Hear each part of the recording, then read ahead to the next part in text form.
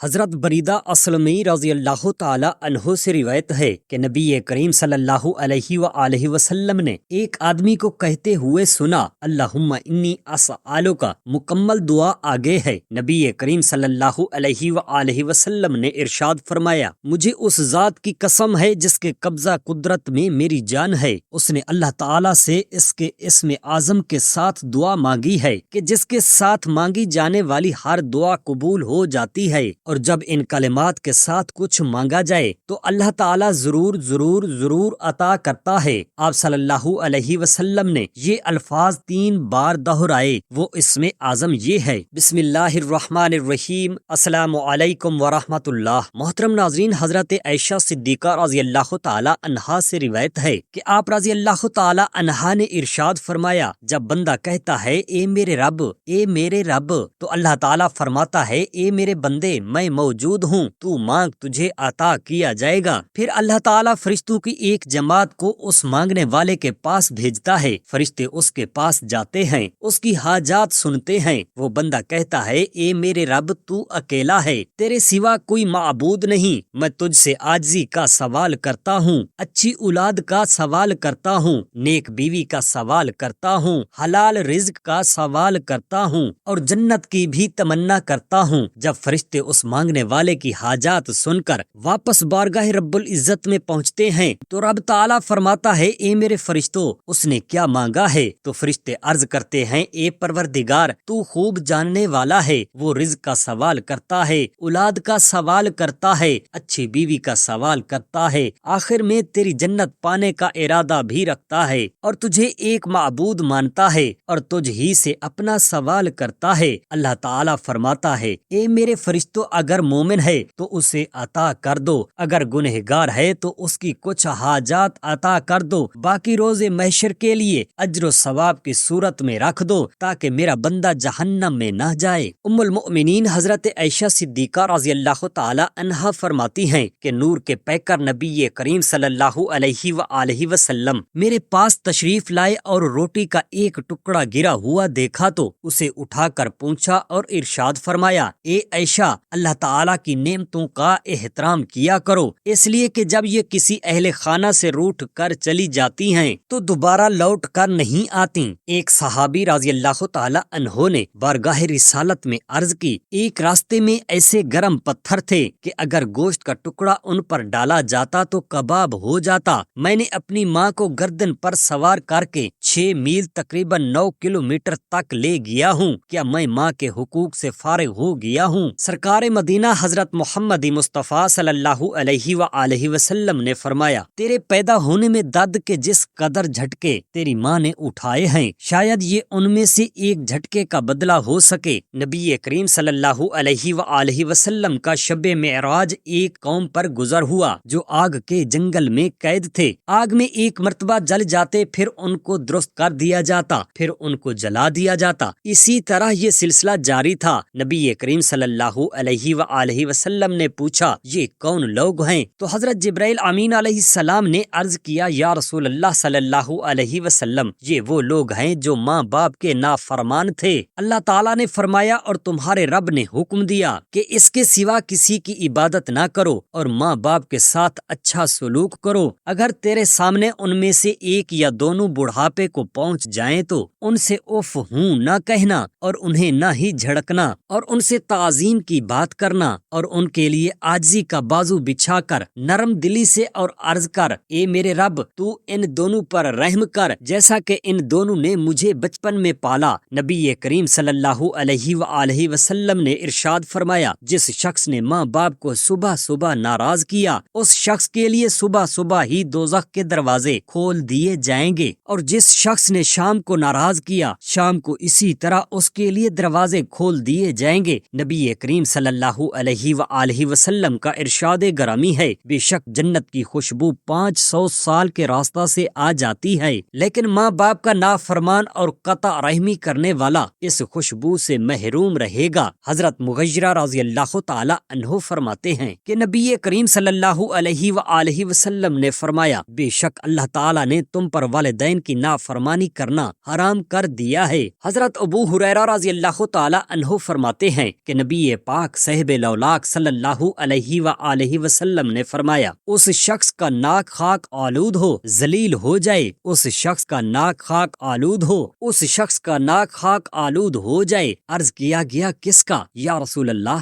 آپ نے فرمایا جس شخص نے اپنے والدین میں ایک کو یا دونوں کو بڑھاپے میں پایا لیکن جنت میں داخل نہ ہو سکا، یعنی والدین کی بڑھاپے میں خدمت نہ کی، ان کو خرچ نہ دیا، تو اس طرح ماں باپ کی خدمت کی دوری سے جنت سے محروم ہو گیا۔ یہ اس کے لیے خسارہ اور ذلت کا سبب ہے۔ راوی کہتے ہیں میں نبی کریم صلی اللہ علیہ وآلہ وسلم کی خدمت میں حاضر ہوا کہ آپ سے جہاد میں جانے کا مشورہ طلب کر لوں۔ آپ نے فرمایا کیا تمہارے والدین زندہ ہیں؟ میں نے عرض کیا جی ہاں یا رسول اللہ۔ آپ نے فرمایا تم ان کے پاس ہی رہو، بے شک جنت ان دونوں کے قدموں کے نیچے ہے۔ نبی کریم صلی اللہ علیہ وآلہ وسلم کا معراج کی رات ایسے لوگوں پر گزر ہوا کہ جنہوں نے اپنی پیٹھوں پر بہت سا بوجھ اٹھا رکھا ہے، یہاں تک کہ وہ لوگ بوجھ کی وجہ سے ہلنے جلنے کی طاقت نہیں رکھتے، مگر پھر بھی وہ لوگ کہہ رہے ہیں کہ ہاں اور بوجھ ہماری پیٹھ پر رکھ دو۔ اس طرح ان کے کہنے پر اور بوجھ رکھ دیا جاتا ہے۔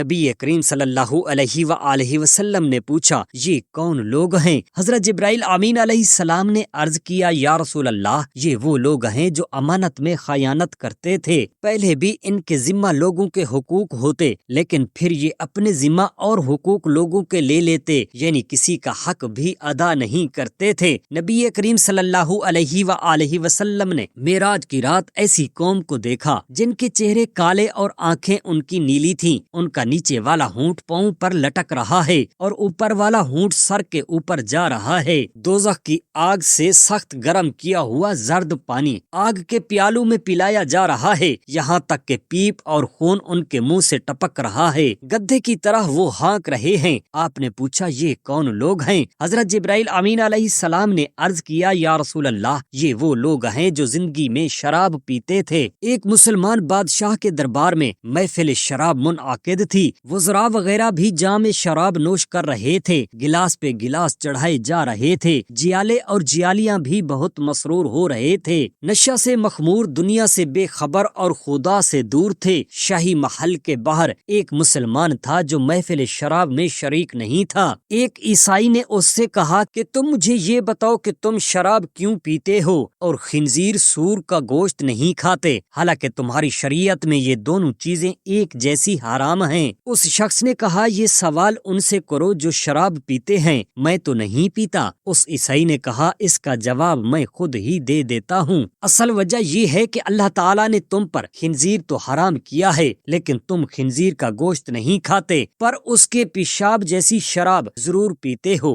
نبی کریم صلی اللہ علیہ وآلہ وسلم کا معراج کی رات ایسی قوم پر گزر ہوا جن کو فرشتے آگ کی چھریوں سے ذبح کر رہے ہیں، ان کے گلے سے سیاہ خون جاری ہوتا ہے، پھر ان کو زندہ کر دیا جاتا ہے، پھر ذبح کر دیے جاتے ہیں، یہ سلسلہ اسی طرح جاری رہتا ہے۔ نبی کریم صلی اللہ علیہ وآلہ وسلم نے پوچھا یہ کون لوگ ہیں؟ تو حضرت جبرائیل امین علیہ السلام نے عرض کیا یا رسول اللہ یہ وہ لوگ ہیں جو مسلمانوں کو ناحق قتل کرتے تھے۔ اللہ تعالیٰ اپنے فضل سے جس گناہ کو معاف کرنے کا ارادہ فرمائے گا اسے معاف فرما دے گا، لیکن جس شخص کی موت کفر پر آئی یا اس نے کسی مومن کو ناحق قتل کیا ہوگا انہیں معاف نہیں فرمائے گا۔ جس شخص نے کسی مسلمان کے قتل میں قاتل کی ایک معمولی سے کلمہ سے بھی امداد کی ہوگی تو قیامت کے دن اس کی آنکھوں کے درمیان لکھا ہوگا پس تو اللہ کی رحمت سے نا امید ہے۔ دنیا اور اس کی تمام چیزوں کا زائل ہو جانا اللہ تعالیٰ کے ہاں کسی ایک مومن کے قتل کیے جانے سے خفیف ہے۔ اگر تمام ہی زمین و آسمان والے کسی ایک مومن کے قتل میں شریک ہو جائیں تو تمام کو اللہ تعالیٰ جہنم میں داخل کر دے۔ دیہات میں رہنے والے ایک شخص نبی کریم صلی اللہ علیہ وآلہ وسلم کے پاس دیہاتی تحفے پیش کرتے، جب وہ واپس جانے کا ارادہ فرماتے تو آپ ان کے لیے اسباب مہیا فرماتے۔ نبی کریم صلی اللہ علیہ وآلہ وسلم نے فرمایا کہ زہر ہمارا جنگل ہے، ہم اس کے شہر ہیں۔ نبی کریم صلی اللہ علیہ وآلہ وسلم اس شخص سے محبت کرتے تھے اگرچہ وہ زیادہ خوبصورت نہیں تھے۔ ایک دن نبی پاک صاحب لولاک صلی اللہ علیہ وآلہ وسلم تشریف لائے، وہ اپنا سامان فروخت کر رہے تھے۔ آپ نے آ کر ان کو پیچھے سے اپنے بازوؤں میں لے لیا۔ انہیں نظر نہیں آ رہا تھا، وہ کہہ رہے تھے کہ یہ کون ہے، مجھے چھوڑ دے۔ پھر انہوں نے پہچان لیا کہ نبی کریم صلی اللہ علیہ وآلہ وسلم ہیں۔ پہچاننے پر اپنی پیٹھ کو نبی پاک صاحب لولاک صلی اللہ علیہ وآلہ وسلم کے سینہ مبارک سے ملنے لگے۔ نبی کریم صلی اللہ علیہ وآلہ وسلم فرمانے لگے، یہ غلام کون خریدے گا؟ انہوں نے عرض کیا، یا رسول اللہ، اللہ تعالیٰ کی قسم ہے، اللہ تعالیٰ کی، آپ اسے کھوٹا پائیں گے۔ نبی کریم صلی اللہ علیہ وآلہ وسلم نے فرمایا کہ اللہ تعالیٰ کے نزدیک تو کھوٹا نہیں۔ سبحان اللہ۔ رسول اللہ صلی اللہ علیہ وآلہ وسلم نے ایک اپنے خطبے کے آخر میں ارشاد فرمایا، جو شخص اپنی موت سے پہلے 1 سال توبہ کر لے، اللہ تعالیٰ اسے قبول فرمائے گا۔ پھر فرمایا، جس شخص نے موت سے 1 مہینہ پہلے توبہ کر لی، اللہ تعالیٰ اسے بھی قبول فرمائے گا۔ پھر ارشاد فرمایا، جس شخص نے اپنی موت سے 1 دن پہلے توبہ کی، اللہ تعالیٰ قبول فرمائے گا۔ پھر فرمایا، دن بھی بہت ہے، جو موت سے 1 گھڑی پہلے توبہ کر لے، اللہ تعالیٰ قبول فرمائے گا۔ پھر فرمایا، گھڑی بھی بہت ہے، یہ فرما کر اپنے حلق مبارک کی طرف اپنے ہاتھ مبارک سے اشارہ فرمایا کہ اگر کوئی شخص جان کے یہاں تک آنے پر بھی توبہ کر لے تو اللہ تعالیٰ قبول فرماتا ہے۔ ایک شخص جس نے کوئی نیک عمل نہیں کیا ہوا تھا، اپنے نفس پر گناہوں کی وجہ سے زیادتیاں کی ہوئی تھیں، جب اس پر موت کا وقت قریب آیا تو اس نے اپنے بیٹوں کو وصیت کی۔ اس سے آگے دونوں روایتوں کے الفاظ مبارکہ ایک ہیں، جب میں مر جاؤں مجھے جلا دینا، میری آدھی راکھ جنگل میں اڑا دینا اور آدھی دریا میں ڈال دینا۔ قسم ہے اللہ تعالیٰ کی، اگر اللہ تعالیٰ مجھے گناہوں کی وجہ سے اپنی گرفت میں لے لیا تو مجھے اتنا عذاب دے گا جتنا وہ کسی ایک کو بھی عذاب نہیں دے گا۔ جب وہ شخص مر گیا تو اس کے بیٹوں نے اس کی وصیت کے مطابق عمل کیا تو اللہ تعالیٰ نے دریا کو حکم دیا، اس نے تمام ذرات کو جمع کر دیا۔ پھر خشکی کو حکم دیا، اس نے بھی تمام ذرات جمع کر دیے۔ اس کے روح کا تعلق اس کے جسم سے کر کے زندہ ہونے کے بعد اللہ تعالیٰ نے اسے کہا، تو نے ایسا کیوں کیا؟ اس نے کہا، اے اللہ، تیرے ڈر سے میری سچائی کو تو زیادہ بہتر جانتا ہے۔ اس جواب پر اللہ تعالیٰ نے اسے بخش دیا۔ حضرت حذیفہ فرماتے ہیں کہ میں نبی کریم صلی اللہ علیہ وآلہ وسلم کو فرماتے ہوئے سنا، دلوں پر فتنے چھا جائیں گے جیسے چٹائی سونے والے کو نشان لگا دیتی ہے۔ کچھ دلوں کو فتنوں کی محبت پلا دی جائے گی، ان کے دلوں پر سیاہ نشان لگا دیے جائیں گے، اور کچھ دل فتنوں کی محبت سے انکار کر دیں گے، ان کے دلوں پر سفید نشان ہوں گے۔ اس طرح دل 2 قسم کے ہوں گے، کچھ سنگ مرمر کی طرح سفید، جب تک زمین و آسمان قائم ہیں انہیں کوئی فتنہ نقصان نہیں پہنچائے گا، اور کچھ دل سیاہ خاکستر راکھ کی طرح ہوں گے، کچھ لوٹے کی طرح الٹنے والے ہوں گے، نہ اچھی چیز کو پہچانیں گے اور نہ برائی کا انکار کریں گے، سوائے اس کے جو خواہشات کی محبت ان کے دلوں میں پلائی گئی ہوگی۔ حدیث پاک میں ہے، کچھ لوگوں کو نبی کریم صلی اللہ علیہ وآلہ وسلم نے کوزے لوٹے سے تشبیہ دی ہے، جس طرح لوٹا ادھر ادھر میل ہوتا رہتا ہے، ذرا الٹے تو خالی ہو جاتا ہے، اسی طرح یہ لوگ علم اور معرفت سے خالی ہوں گے، لوٹے کی طرح ان میں ثابت رہنا اور قرار نہیں ہوگا، بلکہ ان کا مطمع نظر مقصد عظیم اور دین و ایمان صرف اور صرف خواہشات ہوں گے، جدھر سے خواہش پوری ہوتی ہوئی نظر آئے گی ادھر ہی پھرتے رہیں گے۔ اسی طرح جن دلوں میں فتنوں کی محبت اتنی راسخ ہوگی گویا کہ وہ محبت پانی میں حل کر کے ان کو پلا دی گئی ہوگی، وہ فتنہ بازی سے کبھی باز نہیں آئیں گے، بلکہ فتنہ بازی کو وہ دین کا حصہ سمجھیں گے۔ کیوں نہ ہو جب ان کے دل ہی سیاہ ہو چکے ہوں گے تو یقیناً ان میں اچھائی برائی کی تمیز ختم ہو چکی ہوگی، ان کی سوچ کا دائرہ بالکل الٹ ہوگا، برائیوں کو وہ روح جان سمجھیں گے اور اچھائیوں کو زہر قاتل۔ حضرت انس فرماتے ہیں کہ میں نبی کریم صلی اللہ علیہ وآلہ وسلم کو فرماتے ہوئے سنا، قیامت کی نشانیوں میں سے یہ نشانیاں ہیں کہ علم اٹھ جائے گا، دین کے علوم کی تعلیم کو چھوڑ کر دنیاوی علوم کو حاصل کرنا زیادہ بہتر سمجھا جائے گا، اور جہالت زیادہ ہو جائے گی، اور شراب کا پینا زیادہ ہو جائے گا، اور مرد کم ہو جائیں گے اور عورتیں زیادہ ہو جائیں گی، یہاں تک کہ ایک مرد 50 عورتوں کا والی اور سربراہ ہوگا۔ شرم و حیا کم ہو جائے گا، اس لیے زنا کی کثرت ہوگی، دین کی پرواہ نہیں ہوگی، خوف خدا اٹھ جائے گا، صرف دنیا کی زندگی کو ہی وہ زندگی سمجھیں گے، آخرت کی زندگی سے غافل ہوں گے، عذاب خداوندی پر یقین نہ رکھنے کی وجہ سے شراب کے رسیا ہوں گے، ان کے شراب پینے دینے کی وجہ سے غنڈہ گردی، شر و فساد، غل و غپاڑا کثیر ہو جائے گا، ساتھ ساتھ ان کی شرم و حیا کا جنازہ بھی نکل جائے گا۔ جب زمین میں لوگ مصائب و آلام، ظلم و ستم میں اس طرح مبتلا ہوں گے کہ انہیں کوئی جائے پناہ نہیں حاصل ہوگی اور کوئی ایسا نجات دہندہ نظر نہیں آئے گا کہ وہ اس کی طرف رجوع کریں، تو ایسے حالات میں ایک شخص نبی کریم صلی اللہ علیہ وآلہ وسلم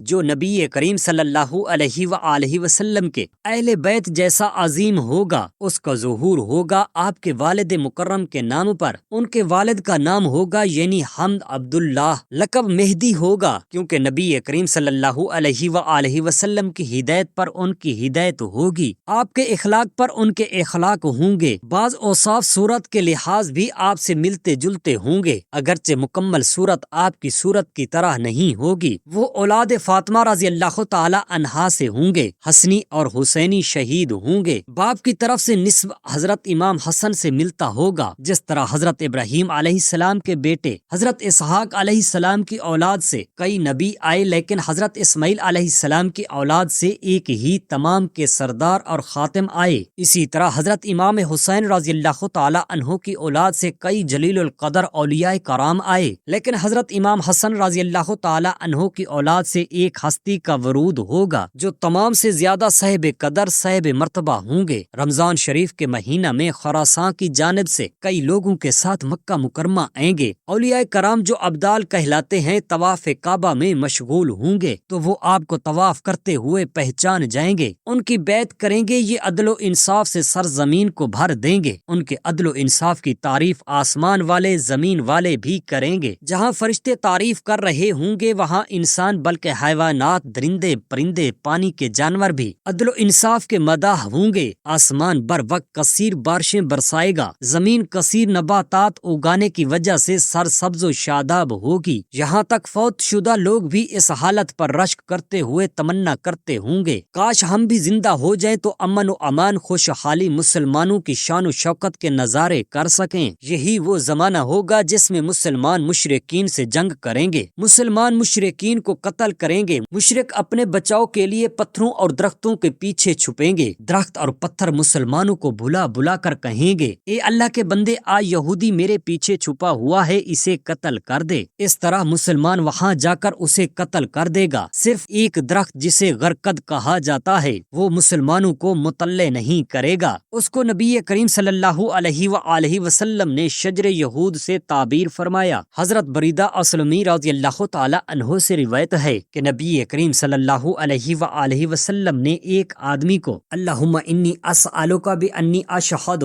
انک انت اللہ لا الہ الا انت الاحد لصمد الذی لم یلد ولم یولد ولم یکن لہ کفوا احد۔ نبی کریم صلی اللہ علیہ وآلہ وسلم نے ارشاد فرمایا، مجھے اس ذات کی قسم جس کے قبضے میں میری جان ہے، اس نے اللہ تعالیٰ سے اس کے اسم اعظم کے ساتھ دعا مانگی کہ جس کے ساتھ مانگی جانے والی دعا قبول کی جاتی ہے، اور جب ان کلمات کے ساتھ کچھ مانگا جائے تو دیا جاتا ہے۔ حضرت ابن عمر رضی اللہ تعالی عنہ سے روایت ہے کہ نبی کریم صلی اللہ علیہ وآلہ وسلم نے ارشاد فرمایا، 3 آدمی سفر کرنے کو نکلے، چنانچہ انہیں بارش آ پہنچی، پس وہ ایک غار میں داخل ہوئے، ان پر ایک پتھر لڑکا اور اس نے ان کا راستہ بند کر دیا، چنانچہ انہوں نے ایک دوسرے سے کہا، تم اللہ تعالیٰ سے اپنے مضبوط اعمال کے ذریعے دعا مانگو۔ چنانچہ ان میں سے ایک شخص نے کہا کہ اے اللہ پاک، تو جانتا ہے کہ میرے بوڑھے والدین تھے، میں ایک دن شام کے وقت گھر آیا اور میں نے ان کے لیے دودھ دوہا، چنانچہ میں ان کے پاس گیا، وہ سوئے ہوئے تھے، تو میں نے انہیں جگانا ناپسند کیا اور میں نے اپنے بچوں کو بھی دودھ پلانا مناسب نہ سمجھا، حالانکہ میرے بچے میرے قدموں میں بلبلا رہے تھے، چنانچہ میں کھڑا رہا یہاں تک کہ فجر طلوع ہو گئی، پس میں نے وہ دودھ انہیں پلا دیا۔ اے اللہ تعالیٰ، تو جانتا ہے کہ میں نے یہ کام تیری رحمت کی امید سے اور تیرے عذاب کے ڈر سے کیا تھا، تو ہم سے اس پتھر کو دور کر دے اور ہم کو آسمان دکھا دے۔ چنانچہ تھوڑی سی کشادگی پیدا ہوئی اور انہوں نے آسمان کو دیکھ لیا۔ دوسرے شخص نے کہا، اے اللہ تعالیٰ، تو جانتا ہے کہ میری ایک چچا کی بیٹی تھی اور میں اس سے کہیں زیادہ محبت کرتا تھا جتنی مرد عورتوں سے کرتے ہیں، تو میں نے اس سے اس کے جسم کا سوال کیا، تو اس نے کہا، جب تک تو مجھے 100 دینار نہ دے گا चुनाचे मैंने कोशिश करके वो जमा किए और मैं उसके पास आया। चुनाचे मैं उसके दोनों पाँव के दरमियान बैठ गया तो उसने कहा, ए अल्लाह के बंदे, अल्लाह ताला से डर और महर को ना हक ना तोड़। चुनाचे मैंने उसे छोड़ दिया। ए अल्लाह, अगर तू जानता है कि ये काम मैंने तेरी रहमत की उम्मीद और तेरे आजाब से